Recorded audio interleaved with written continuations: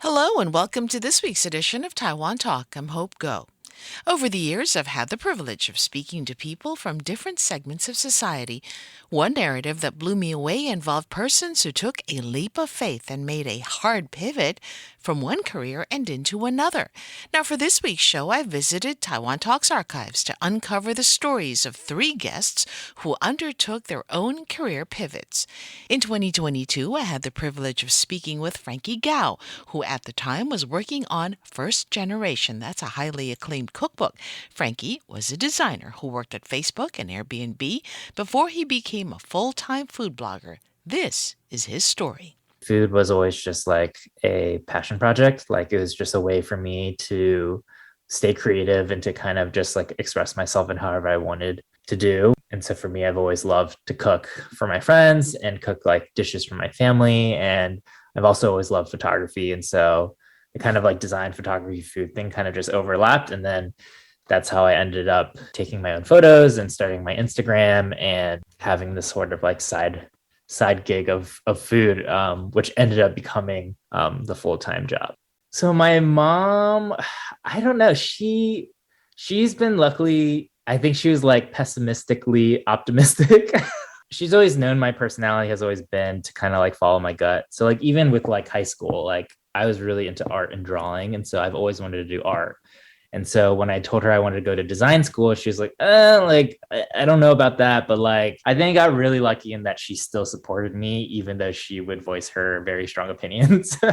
And so, yeah, when I went to design school and then I got the tech job out of design school. So that I think kind of reassured her that like, okay, like maybe I kind of have a sense of like where I want to go and what I want to do, like as long as I'm passionate about it. And so when I told her I wanted to quit tech altogether, I think that was a little tougher pill to swallow because she was just like, how are you going to make money? Like, you're going to be a starving artist. And I was just like, don't worry. I have like a whole financial plan, like figured out, like, I'm going to give myself this amount of time. I've saved up this much. So I was like very intentional about making sure to plan for this big change, but then also to just reassure that I'm not just jumping off the deep end. I mean, I am jumping off the deep end, but there was a contingency plan. Like I was like, you can always go back to tech. I can always go back to tech. You don't have to worry. And my mom is funny enough that she's like, everything doesn't work out. You can always come back and live with me and I will feed you forever. And you can just be my roommate forever. And you'll never have to work a day again as long as you live with me. So she's a funny one, but yeah, she was supportive. And I think my family overall has been very supportive. And even like my grandma, who I think she's just like proud that I'm like doing a whole project. To her, I think it still is like a school project. Like, I don't think she understands the scale or the scope of everything. Like, even when I was creating the blog and had the Instagram and was growing my presence on the internet, I don't think she just has a concept of what that means. So she's always just like, yeah, like go Frankie, like he's doing his like art thing. And so, so they're all really supportive. What did they say when you came back and told them about the book deal? I mean, they must have been excited. They were, yeah, I think they were super, super excited. They were really proud, which I was really happy about.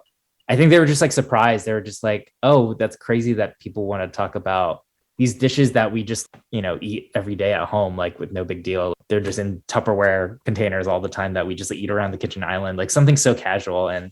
And I was like, that's why I want to show this stuff off. I don't think people realize that there's so many, Taiwanese dishes or just like dishes in general that, immigrant families eat that are so delicious, but they just don't get the representation or the kind of mainstream media focus that, other cuisines do. So I was just like, yeah, I want to celebrate this food. And I think it would be so awesome to kind of give it a lens of, like, I think from like a designer's lens, like my goal is like, okay, like how do I make this food feel worthy and like feel like it should be celebrated, because it definitely deserves to be. So I think they're just really proud to the fact that this is happening and that like our cuisine is getting a little bit of a spotlight.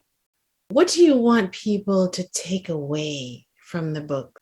I think one of the biggest things for me was knowing that it's okay to like not feel like you have everything together in terms of like understanding your identity or your culture.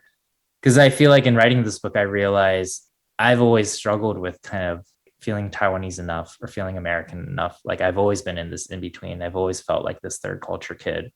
And when I first started writing the book, I was like, oh, I have to be an expert. Like my goal is to be an expert, to be able to like educate people.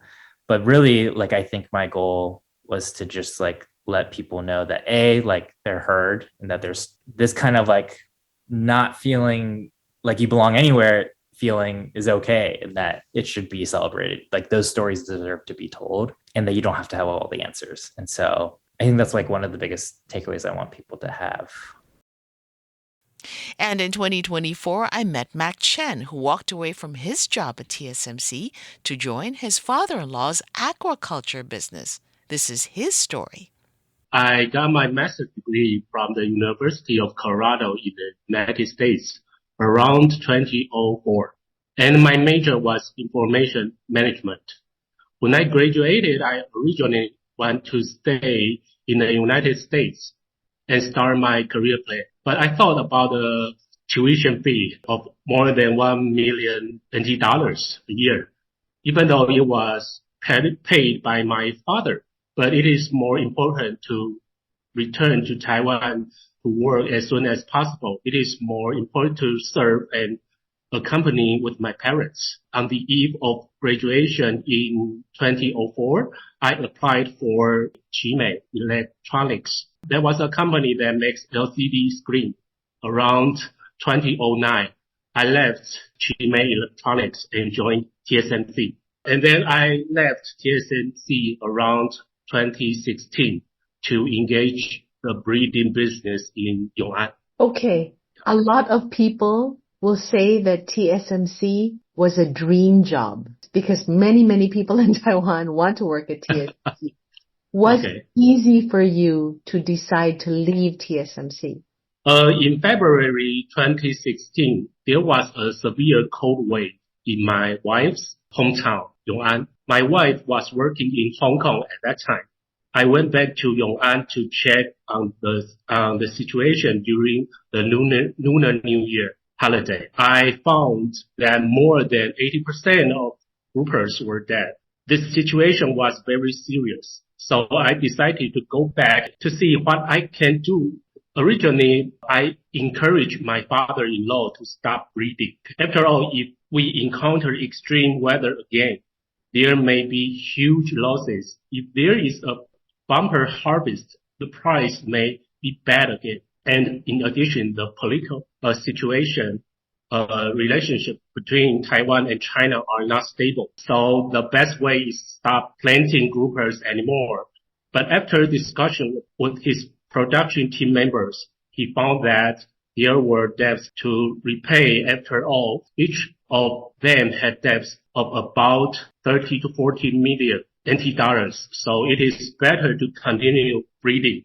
But I told them that it is okay to raise fish, but it must be different from past business model. The role and position of fishermen in entire industrial value chain must be changed. Otherwise, there will be no future. So I asked my boss in TSMC to stay on without pay for 1 year. In fact, at that time, my boss thought I was just tired. If I took a year off, I could definitely go back to work. So instead of selling your father-in-law's business, you decided to give up your career at TSMC to come and Yes. That's what happened. Yeah. And that's, Was it difficult for you in the beginning? Actually, I don't think it's a hard time. I don't think it's a hard time. But in every industry, you have to work very hard, even in TSMC or in fishery industry also. Yeah. But, most of the elite in Taiwan, they are in science park or in medical industry. So if you pay the same efforts in fishery, then you will get more and your income feel good. I think it's still good. And this year, 2025, I spoke to Lorraine Shu, who began her professional life by returning to Taiwan and becoming an entertainer. That's before she became an LA-based chef. My mom's brother was an entertainer as well. So, our family kind of had that little background there and a lot of that influence. Naturally, we gravitated towards singing and acting, in my 20s and in my teens. So that's kind of how it fumbled into entertainment in Taiwan. That kind of faded out because I gradually got older and I really needed to kind of focus on like a career that I felt was more longevity for me. Okay, tell us about the pivot into the culinary world. It seems like a big sort of leap from entertainment. Well, maybe not, but well, for some people it might seem like a big leap, right? I mean, I will say the lifestyle is very different. Entertainment, I guess you would say it's very spotlighty, in the kitchen, like in the beginning, there's not much spotlight. You're really just grinding and hustling and keeping your head down and working just like to learn and acquire a new skill basically from ground zero. And that was very, very difficult for me because I had no clue what I was doing, like in the culinary world.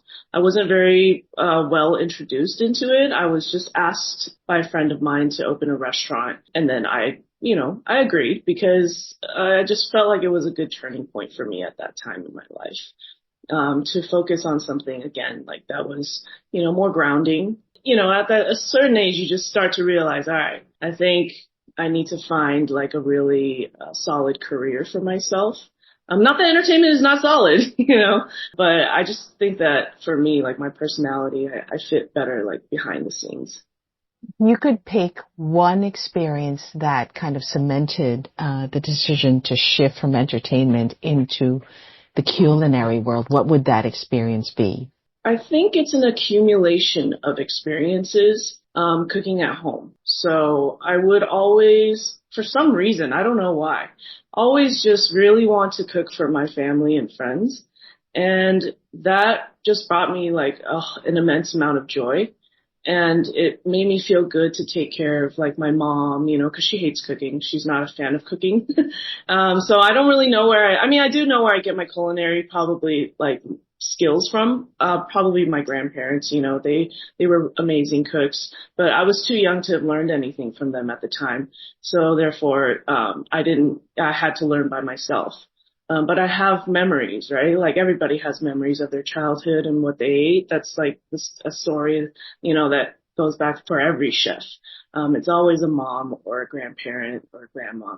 And for me, it was my grandma. And, I think that kind of, after she like passed, I definitely wanted to continue this kind of like nurturing and loving kind of, job description, I would say, just to really bring food and nourishment to like the people that I love. And that was really what kind of catapulted me to like my purpose as a chef. You were listening to Frankie Gao, Mac Chen, and Chef L, Lorraine Shu. And that wraps up this week's edition of Taiwan Talk. You can catch this episode and past chats with the three guests on Spotify, Apple Podcasts, or wherever you download your podcasts. I'm Hope Ngo. Thank you for tuning in.